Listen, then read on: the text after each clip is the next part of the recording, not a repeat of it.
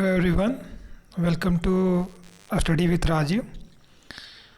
दोस्तों, part 1 history का जो क्वेश्चन का जो सीरीज चल रहा है उसका पार्ट 1 कंप्लीट हो चुका है।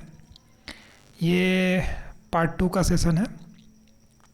आई होप आपको ये बहुत अच्छा लगेगा और डिटेल में एक्सप्लेनेशन करने का समय नहीं मिल पाता है, इसीलिए आज का वीडियो थोड़ा शॉर्ट में होगा। ये जो पिक्चर्स हैं ये आप गूगल पे सर्च करके देखें। ये 1857 के रिवॉल्ट के कुछ हीरोज़ हैं।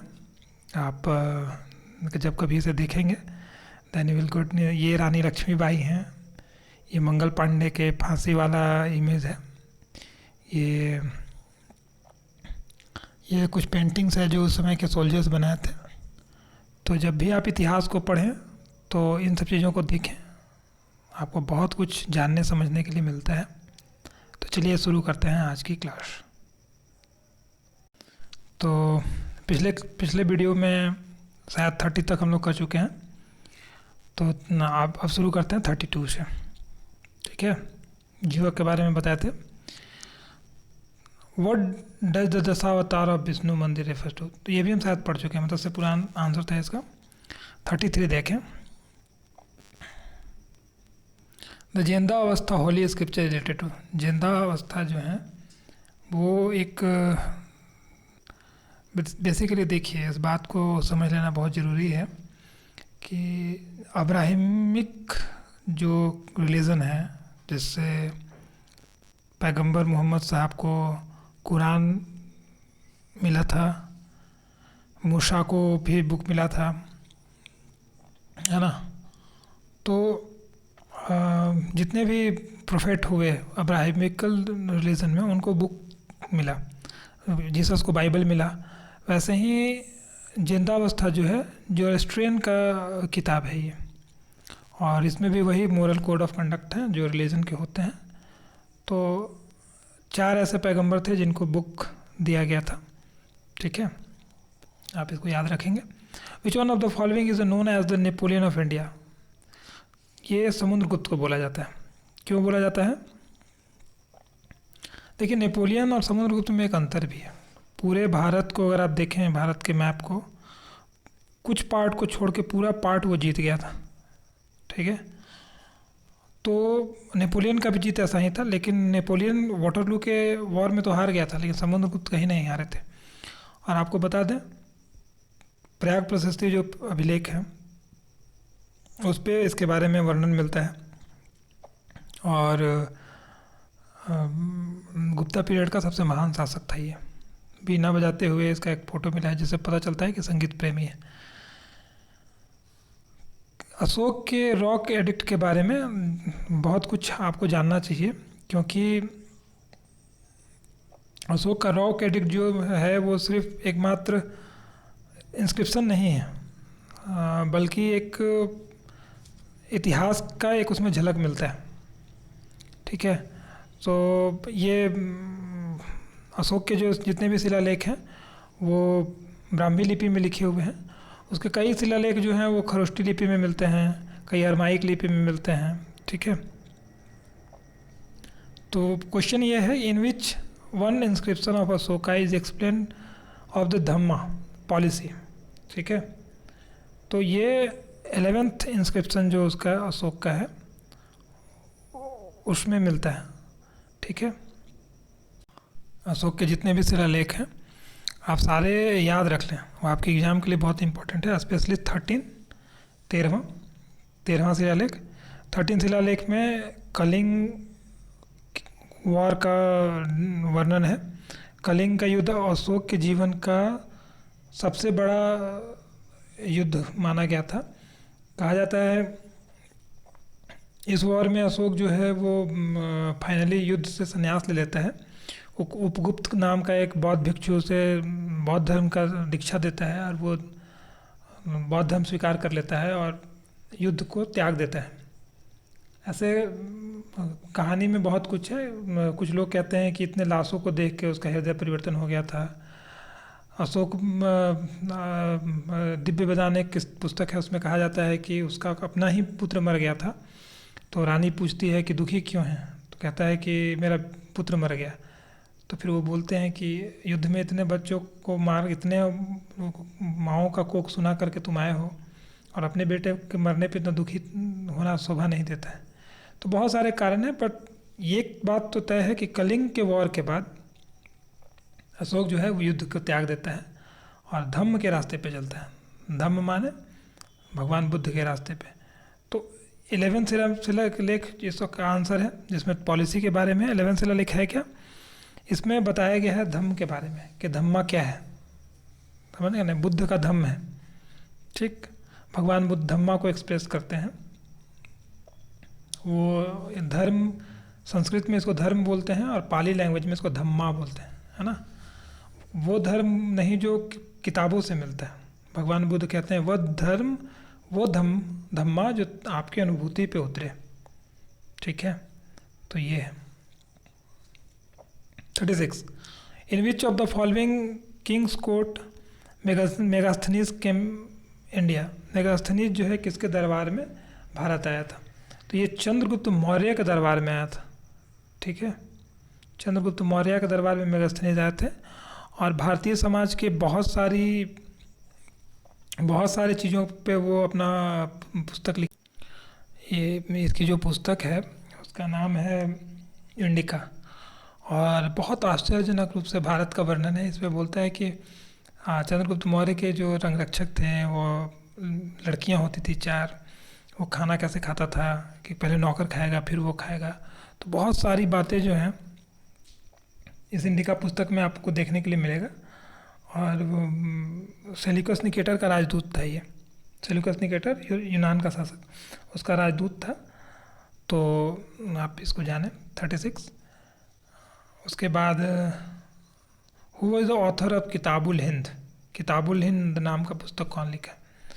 ये क्वेश्चन भी बहुत इंपॉर्टेंट है। अलबरूनी के बारे में थोड़ा जानें आप। ये अलबरूनी जो है वो मोहम्मद गजनवी के साथ भारत आया। गजनवी कौन है? मोहम्मद गजनवी जो भारत में 17 बार आक्रमण किया है। ठीक है, उसके किताब का नाम है किताबुल हिंद या तहकीकाए हिंद बोलते हैं। इसका मतलब है डिस्कवरी ऑफ इंडिया, मतलब भारत की खोज। और इसमें बहुत कुछ है, यहाँ के रीति रिवाज, मूर्तिकला, विज्ञान, मापतंत्र, टोटल 80 चैप्टर्स हैं अगर आप जानें इसके बारे में तो। और राजपूतों का कैसा शासन काल होता था उसके बारे में बताता है। तो मोहम्मद गजनवी के साथ भारत आया था, अरबी में लिखा हुआ पुस्तक है ये, और बहुत तारीफ करता है वो भारत के सभ्यता संस्कृति को। तो गजनवी के साथ आने वाला ये व्यक्ति है, तो आप इसके बारे में जानिए। आगे बढ़ते हैं। 38 list of the inscription related to a person have given below, which one does not match the list. ये अभिलेख हैं और उसके बगल में किंग है जो उसको बनवाए हैं। तो 38 में डी जो है वो नहीं है, प्रयाग जो है स्कंदगुप्त नहीं समुद्रगुप्त का है, तो इसका डी गलत होगा, बाकी सब सही है। अहोल जो है पुलकेशन द्वितीय का है, पुलकेशन द्वितीय वो हर्षवर्धन से लड़ने वाला। खारवेल का जो एलिफेंट केव है वो कलिंग का जो है, ये बहुत ही ऐसा है जिस पे कुछ मंत्र से कुछ लिखा गया है, आप उसको अभी तो क्रैक नहीं कर पाया है। और कहा जाता है कि धनानंद जब भाग रहा था चंद्रगुप्त मौर्य से, तो बहुत सारा धन उसके अंदर छुपा दिया, पर अभी तक उसको हम लोग खोल नहीं पाए। जूनागढ़ का अभिलेख रुद्रदामन का बनाया हुआ है। तो ये 39 देखें। Which one of the following dynasty was related to the king Bhoj. गाना सुने ना कि कहाँ गंगू तेली कहाँ राजा भोज, ये वही है। तो इसका आंसर होगा सी। परमार वंश जो है ये राजपूतकालीन वंश के छोटे छोटे, आपके बुक में छोटे छोटे जो राजवंश हैं उसमें से ये क्वेश्चन है 39। तो परमार राजवंश का राजा था किंग भोज, राजा भोज। ठीक है। 40 देखें। Which one of the following was the capital of Chola dynasty. Chola south के जितने भी किंगडम रहे हैं वो अपने आप में बहुत पॉपुलर रहे हैं। स्पेशली चोल वंश के का राजराज प्रथम हो गए, राजेंद्र प्रथम हो गए, ये सब किंग अपने आप में बहुत बड़े थे। तो इसका तंजावुर होगा। ठीक है, तो आप इसको याद रखें। कभी टाइम होगा तो एक साउथ के लिए अलग से प्लेलिस्ट बनाएंगे। बेसिकली लोगों को यहाँ प्रॉब्लम होता है, बट आई प्रॉमिस कि जब हम इसको पढ़ाएंगे तो आपको हमेशा के लिए डाउट खत्म हो जाएगा। ठीक है। Who was the founder of Ghulam dynasty? देखिए यहाँ से मेडिएवल हिस्ट्री का क्वेश्चन आ रहा है। तो गुलाम डायनेस्टी क्या है? ये जब आपको पता है तराइन का वॉर में पृथ्वीराज चौहान का हार हुआ, चाहे कारण जो भी रहा हो। कहते हैं ना, अक्सर इंडियन पॉलिटिक्स में यूज़ होता है कि बहुत से जयचंद हैं यहाँ पर। तो एक लाइन बहुत फेमस हुआ था कि जयचंद तूने इस देश को बर्बाद कर दिया, काशी बना बनारस, अयोध्या फैजाबाद कर दिया। जयचंद की बेटी थी संयोगिता, जिससे पृथ्वीराज चौहान को प्यार हो गया था, और इसी दुश्मनी में वो पृथ्वीराज चौहान हार गए तराइन का सेकेंड वॉर। पहले वॉर में पृथ्वीराज चौहान मोहम्मद गौरी को छोड़ देते हैं, दूसरे वॉर में मोहम्मद गौरी इनको नहीं छोड़ते हैं। How unfortunate. तो वो जब वो भारत से जाने लगा, भारत को लूट के, तो अपने साथ जाते वक्त अपना एक गुलाम यहाँ छोड़ के चला गया था। गुलाम के कौन होते थे? वो ऐसे लोग जिनको राजा गुलाम बना के रखते थे। ठीक। तो जो उनका गुलाम था, जिनको वो छोड़ के चला गया था, उसका नाम था कुतुबुद्दीन ऐबक। ठीक है। और यहीं से शुरुआत होता है गुलाम डायनेस्टी का। ठीक है। उसके बाद फिर सीरीज ऑफ मुस्लिम शासन का नींव इसी वॉर के बाद पड़ा, और पूरे 800 साल भारत जो है इन गुलामी के इनके साथ भारत मुस्लिमों का गुलाम रहा। तो गुलाम के बाद खिलजी आए, तुगलक आए, सैयद आए, लोधी वंश आया, फिर मुग़ल आए। तो लेकिन शुरुआत यही वॉर था। ठीक। इंडियन हिस्ट्री में एक बहुत बड़ा प्लेस है उसका। ठीक है। When did Mohammad Ghazni attack the Somnath temple? देखिए सोमनाथ टेम्पल का स्टोरी बहुत रोचक है। भारत में ये 1025 ईस्वी में सोमनाथ पे अटैक है। एक ही मंदिर को 17 बार लूटना, तो सोचिए कि भारत के मंदिर कितने प्रॉस्पर थे। और गजनी कोई बहुत बड़ा शासक नहीं था, पर हमारा देश हमेशा से ना टूटा हुआ है। तो कहा जाता है ना कि जब जब घर टूटता है तो पड़ोसी आके लूटता है। जब यहाँ के राजपूत राजा मैसेज भेजे थे कि आक्रमण होने वाला है, तो ब्राह्मण का ये कहना था कि भगवान अपनी रक्षा स्वयं कर लेंगे। बहुत कहानी है, लेकिन ठीक है। Who adopted the iron and blood policy? Iron blood policy का मतलब बहुत टफ कानून है ना। ऐसा करने वाला एक ही शासक है, उसका नाम है बलबन। वो गुलाम वंश का था, लेकिन अपने आप को गुलाम नहीं मानता था। ठीक है। सजदा पाबोस करके एक लाया था पॉलिसी की, पैर राजा जब आए तो तुम उसका पैर चूमो, है ना। तो ऐसे ऐसे लोग हुए यहाँ पर। फिर है in whose court the famous poet Amir Khusro? अमीर खुसरो कौन है? जो तबला के आविष्कारक हैं। और अब गाना सुने होंगे, जो ना मैं देखूं पिया को मिलाए बातें। कव्वाली जो है वो इनका ही है। छाप तलक सब छीन ली तो से नैना मिला के। तो अमीर खुसरो किसके दरबार में रहते थे, वो इम्पोर्टेंट है। अमीर खुसरो जो हैं वो गयासुद्दीन बलबन के ही दरबार में रहते थे।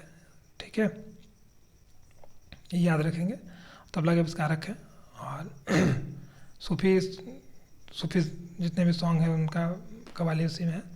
Who was the commander of Aibak which destroy Nalanda विश्वविद्यालय? देखिए कुछ देर पहले विक्रमशिला विश्वविद्यालय के बारे में पिछले वीडियो में बता रहे थे। तो नालंदा विश्वविद्यालय आपको पता ही है कि कितना प्रॉस्पर था, और बहुत कहानी बता चुके हैं, तो रिपीट नहीं करते हैं। इसका नाम है बख्तियार खिलजी। बिहार में एक जगह भी है जिसका नाम है बख्तियार खिलजी, बख्तियारपुर, है ना। आप तो उसको बदलना चाहिए था लुटेरा का नाम पे, जो भी हो। Who gave permission firstly to set up the factory in India for British? ये ब्रिटिशर्स जो हैं वो शुरू में आते थे तो इतने आके राजा से रिक्वेस्ट करते थे, बाद में तो फिर बाप बन गए ये लोग। बट हमारे ही देश के राजाओं का प्रॉब्लम है। नहीं तो एक मछुआरों का देश, जिनके देश में कुछ नहीं है, भारत जैसे देश को गुलाम बना लेना, एक छोटी सी कंपनी, कितना बड़ा बात है। और आपको जान के हैरानी होगा कि ब्रिटेन में बस जितना रांची का न्यूक्लियस मॉल है ना, उतना ही बड़ा दूर में उनका ऑफिस था। उतना छोटा सा ऑफिस का कोई पूरे भारत पे 200 साल शासन करना। तो कहीं ना कहीं हमारे अंदर ही कमी है, हमारे राजाओं के अंदर ही। तो जहांगीर है वो पहले दिया था इनको ये दीवाने को ही जो है वो कौन सा विभाग होता था, ये क्वेश्चन बहुत इंपॉर्टेंट है। एग्रीकल्चर डिपार्टमेंट, वो दीवाने खास, दीवाने को ही, ये आपको याद करना पड़ेगा रट के। उर्दू वर्ड है, दीवाने मतलब डिपार्टमेंट, है ना। तो दीवाने को ही जो है एग्रीकल्चर डिपार्टमेंट था, ठीक। In whose reign Italian Nicolas Conti किसके दरबार में आया था? विजयनगर साम्राज्य। विजयनगर साम्राज्य का कहानी बहुत रोचक है। दो भाई थे, हरिहर एंड बुक्का। वो पहले हिंदू थे, बाद में कन्वर्ट होकर मुस्लिम बन गए। फिर एक गुरु के अंतर्गत, गुरु से इन्फ्लुएंस होकर फिर से हिंदू बने और साउथ आके विजयनगर साम्राज्य का स्थापना की। विजयनगर का मतलब जीत का शहर। उसका कैपिटल हम्पी था और एक से एक राजा हुए हैं। मेरा फेवरेट है इसमें कृष्णदेव राय हैं, कवि, राइटर, वीर, तो I respect him a lot. इसका सही आंसर क्या है? हिस्ट्री है थोड़ा। देवराय वन, ठीक है। ये उसके बाद देवराय टू जो है राम राया, कहानी में आगे आएगा। तालीकोटा का युद्ध पे एंड होता है, तो कभी डिटेल में पढ़ेंगे तो बताएंगे। साउथ का हिस्ट्री बहुत रोचक है। Who firstly laid the foundation of permanent army? Bharat में परमानेंट आर्मी कौन बनाया? ये अलाउद्दीन खिलजी बनाया था। देखिए एक बात है, पहले जो आर्मी बनते थे वो युद्ध के टाइम पे बनते थे, और युद्ध का जो वॉर के बाद उनको फिर युद्ध में जो लूट के लाया जाता था वो बांट दिया जाता था। अलाउद्दीन खिलजी इनको परमानेंट जॉब देता था। जैसे आज हमारे देश में आर्मी को परमानेंट जॉब मिल जाता है, सैलरी मिलता है, वैसे ये बनाया था। तो इसको याद रखें, अलाउद्दीन खिलजी। ब्रिटिश अम्बेसडर जो कैप्टन हॉकिंस है, वो किसके टाइम पे, 50 नंबर क्वेश्चन, किसके टाइम पे भारत आए थे? तो कैप्टन हॉकिंस पहले तो ये आता है और चिट्ठी लिखता है कि यहाँ का राजा कुछ सुनता ही नहीं हमारा। जहांगीर के दरबार में आया था। जहांगीर इनको सिर्फ खिलाता पिलाता था, इनका सेवा करता था, पर कभी परमिशन नहीं देता था। बहुत परेशान हो गया था कैप्टन हॉकिंस कि किंग हैं बहुत अच्छे, लेकिन कभी काम का बात नहीं करते। हालांकि जहांगीर चाहते नहीं थे कि इनको कभी हम परमिशन दें, क्योंकि उनका रियल इंटेंशन उनको पता था। Where was the capital of the Vijayanagar empire? तो हम्पी अगर कभी चले जाएं तो एक से एक सुंदर सुंदर मंदिर आपको मिलेगा देखने के लिए। और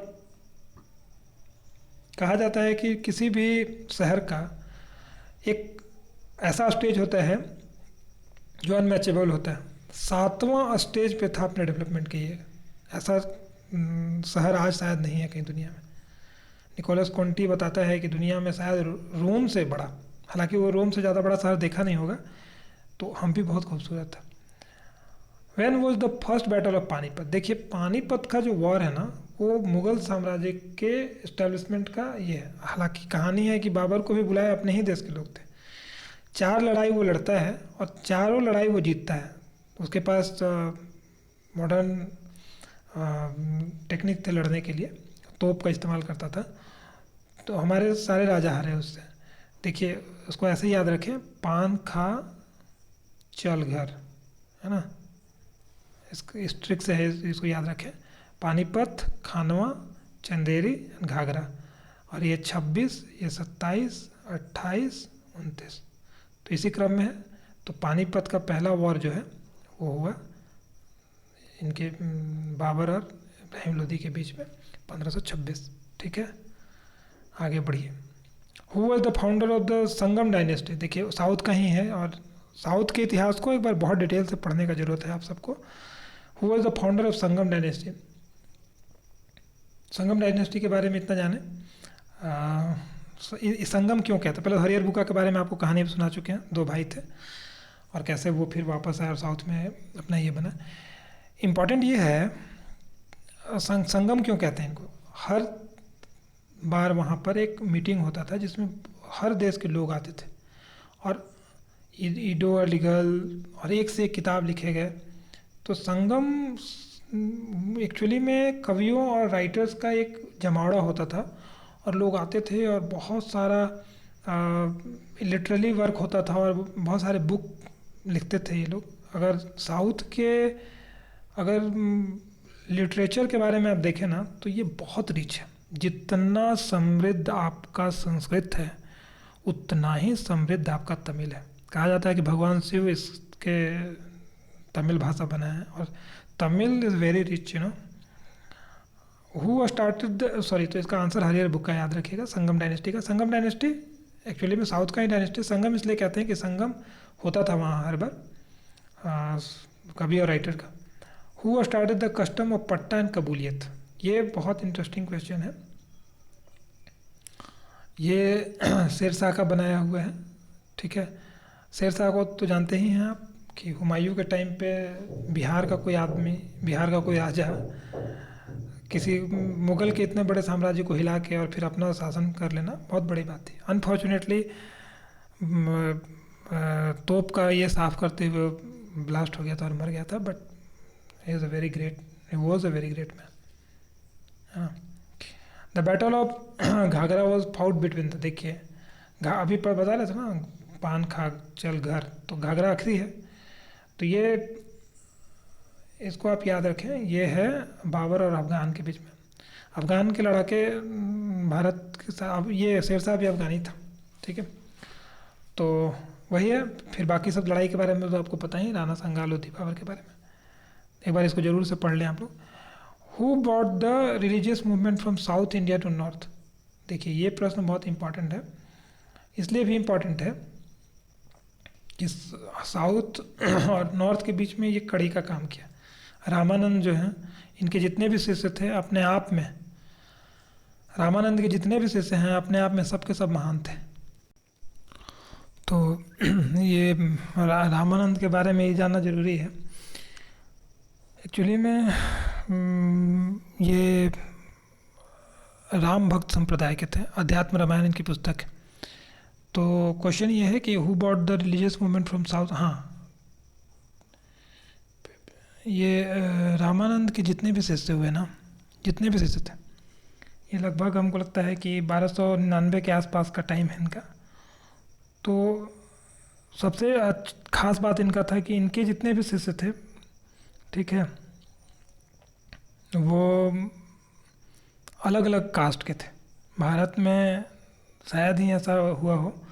अगर इनके शिष्य का देखें तो रैदास हरिजन थे, कबीर जुलाहा, धन्ना जो थे वो जाट, सेना नाई, पीपा राजपूत था और साधना जो था वो कसाई था। सब तरीके के लोग थे। 12 शिष्य में 2 औरतें भी थी, एक पद्मावती और एक सुरसरी, है ना।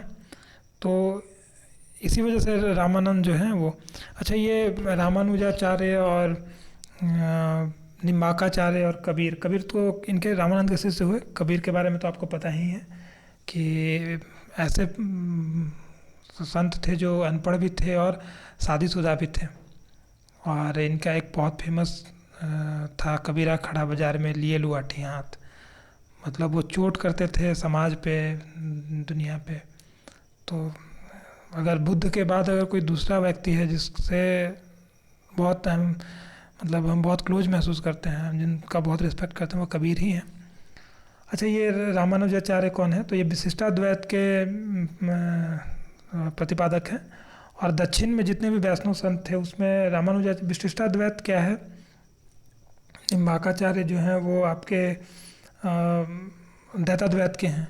ये विशिष्टाद्वैत द्वैताद्वैत क्या है, बहुत ईजी सा कॉन्सेप्ट है। किसी दिन अगर फुर्सत मिला तो हम इस पर एक अलग से सेपरेट वीडियोज बना देंगे। बेसिकली कहता है कि अगर एक ब्रीफ में अगर एक बात आप जाने तो ये है परम ब्रह्म, मतलब this is energy neither created not destroyed. Hinduism ऐसे बात करता है। इससे एक छोटा सा आत्मा निकला और आत्मा is surrounded by body. Body 3 गुणों से, बॉडी जो है 3 गुणों माया के साथ इंटरेक्ट करती है। माया क्या है? विच इज़ इल्यूजन, जो है नहीं उसके साथ हम रिएक्ट करते हैं। तो 3 गुणों से सत्व, तमस और रजस, उसके हिसाब से फिर हमारा जन्म होता है, इस तरीके से। तो जो लोग मानते थे कि अल्टीमेटली इसको याद कराना इस आत्मन को कि तुम परम ब्रह्म का पार्ट हो, एक दिन इसको ये एहसास हो जाएगा और आके इसमें मिल जाएगा, इसको बोलते हैं मोक्ष। तो द्वैत दर्शन, डुअलिटी का मतलब समुद्र का बूंद में मिल जाना, बूंद का समुद्र में मिल जाना। विशिष्टाद्वैत था कि नहीं वो मिलेगा लेकिन अपना अलग पहचान रखाएगा, तो एक अलग फिलॉसफी है। हिंदुज़म को समझना हो तो आप ये सब दर्शन, ये फिलॉसफिकल चीज़ें हैं। कभी कमेंट बॉक्स में बताइएगा अगर आपको इसको जानना हो, तो एक सेपरेट वीडियो हम इसमें लेके आएंगे। एंड हिंदुज़म को पढ़ाने में तो कम से कम 6 से 7 घंटा तो लगता ही है, क्योंकि आफ्टर ऑल 10,000 साल का इतिहास है। और 10,000 साल भी नहीं कह सकते हैं, क्योंकि सनातन जिसका अंत ना हो, लेकिन फिर भी one of the best topic है। अगर आप चाहें तो कमेंट करें, हम इसका सेपरेट वीडियो बना देंगे। बट बेसिक यही है, द्वैताद्वैत, विशिष्टाद्वैत, शुद्धाद्वैत, तो रुद्र संप्रदाय, सनकादि संप्रदाय, है ना। चले आगे बढ़े, बहुत वक्त नहीं है। What was called copper coins in the Mughal period. Mughal period में कॉपर कॉइन्स किस तरह से फास्ट करते हैं, नहीं तो शायद फिर एक वीडियो और बनाना पड़ जाए। 57 का आंसर आपका सी होगा, ठीक है। दाम बोलते थे। फास्ट आगे बढ़ते हैं। इन हुज रेन ये गुरु नानक देव इस्टेब्लिश सिख रिलीजन। गुरु नानक देव के बारे में तो आपको पता ही है। गुरु नानक देव भी भक्ति, जो भारत का जो भक्ति काल है उसी में है। इनका जन्म आज के पाकिस्तान में है। तलवंडी एक जगह है, तलवंडी में इनका जन्म स्थान है और पाकिस्तान में है। ननकाना साहिब के नाम से विख्यात है। आपको सिख धर्म के ये हैं, क्या कहते हैं, सिख धर्म के फाउंडर हैं, ठीक है। टाइम पीरियड इंपॉर्टेंट है, वो जाने आप। ये सी होगा इसका आंसर। सिकंदर लोदी के टाइम पे थे, ठीक है। सिकंदर लोदी उस समय राजा था और बाबर का आक्रमण था, नानक जी पहले ही बता दिए थे। अच्छा, इनके साथ एक आदमी रहता था जो सारंगी बजाता था, उसका नाम था मर्दाना, ठीक है। तो बहुत रोचक कहानी है कि कैसे ये मर्दाना से मिले थे और मर्दाना पूरे जीवन इनके साथ रहा। हालांकि वो उम्र में बड़े थे नानक जी जो हैं।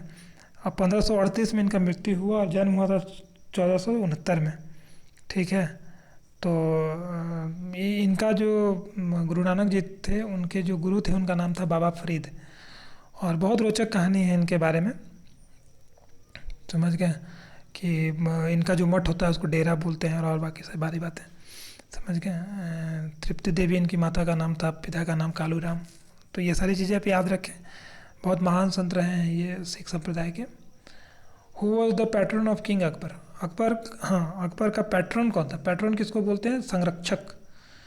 तो ये खान बाबा, बैरम खान को खान बाबा कहते थे वो। हालांकि अकबर इनके सानिध्य में होके और बहुत सारा वॉर जीता, लेकिन एंड में फिर इनसे ही इसका झगड़ा हो गया था और बाद में बैरम खान हार गए थे, समझ गए। खान बाबा को जाना पड़ा था। मूवी आप देखेंगे तो शायद आपको बहुत क्लैरिटी उसके लिए। What was the name of Birbal का चाइल्डहुड का नाम क्या था? देखिए, बीरबल का बचपन का नाम है महेश दास। बीरबल की मृत्यु बहुत दर्दनाक हुई थी और अकबर बहुत दुखी था इस बात से। इनके 9 रत्न, बीरबल, अकबर के दरबार के 9 रत्न में बीरबल जो है वो बहुत शार्प माइंडेड थे, हाजिर जवाबी जिसको कहते हैं। तो इनके बारे में बहुत सी कहानियाँ फेमस हैं। Where did Shivaji make his capital in 1656? Shivaji जो हैं उनके बारे में बताएं कि वीर शिवा निर्मोही है, शुभ कर्मन ते कभू न डरा। इस गाने का मतलब बहुत डीप है, अगर कभी आप जानें तो। रायगढ़ में इनकी राजधानी थी। बचपन में जब ये कम उम्र के थे तो सेना बना के और एक किला जीत गए थे। तो वीर शिवाजी के बारे में तो हर इंसान को, हर भारतीयों को जानना चाहिए। कभी कभी फुर्सत मिला तो इसके बारे में बहुत डिटेल में बात करूँगा। Who was the first Maratha king who attack Delhi? Bajirao Mastani movie देखें? अगर हाँ तो कमेंट बॉक्स में बताएं है ना। वो जो बॉलीवुड मूवी है लव स्टोरी वाला, वो नहीं, वो इम्पॉर्टेंट नहीं है कि उसमें मस्तानी के प्यार में वो पागल हो गए थे, वो इम्पॉर्टेंट नहीं है। इम्पॉर्टेंट है कि उन्होंने, बाजीराव प्रथम उनका नाम है, वो पहली बार साहू जी को बताए थे कि अगर मुग़ल को ये करना है तो जड़ पे वार करना होगा, तो दिल्ली पे आक्रमण करना होगा, ठीक है। उसके बाद विच one of the following Mughals ruler own the southern state Bijapur and Golconda? Deccan जो है वो एक स्ट्रॉन्ग होल्ड रखता था भारतीय इतिहास में, ठीक है। तो जो राजा उसको जीतता था उसका महिमा मंडन करना पड़ता था। औरंगजेब ही एक ऐसा था जो बीजापुर और गोलकुंडा को जीत लिया था, हालांकि उसके एक्सपेंसेस बहुत हो गए थे। ठीक है, तो ये औरंगजेब है। 30 मिनट से ज़्यादा का वीडियो नहीं बनाया जा सकता है, इट्स अनफॉर्चुनेटली। नेक्स्ट वीडियो में हम लोग जब आएंगे तो दीन इलाही धर्म के बारे में बस आखिरी कर लेते हैं, और 65 नंबर से एक वीडियो और आ रहेगा, वो वीडियो लास्ट होगा श्योर शॉट। थोड़ा कहानी बताते इसलिए हैं ताकि आपको एक ओवरव्यू मिले इतिहास को और रोचकता बढ़े पढ़ने में। तो आज अभी इतना ही रहने देते हैं। आप अच्छे से पढ़ें, खूब मेहनत करें। My wish and blessings to you all. Bharat Mata की जय।